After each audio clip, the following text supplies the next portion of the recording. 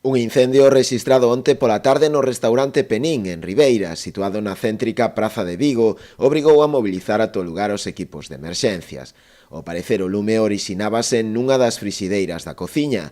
Foron os propios traballadores do local os que sufocaron en primeira instancia as chamas coa axuda de varios extintores.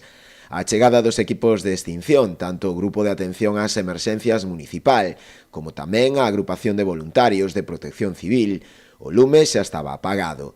Tamén se achegaron ata o lugar do suceso varias patrullas das Policías Nacional e Local, así como unha dotación do Parque de Bombeiros de Boiro, o estar pechado o Parque de Ribeira por falla de persoal suficiente co que cubrir os servizos mínimos debido á folga. Aínda que nun primeiro momento se indicou que non había vítimas, pouco despois da intervención foi necesario tamén o traslado dun dos donos do negocio ao Hospital da Barbanza, debido á inhalación de fume durante as labores de extinción.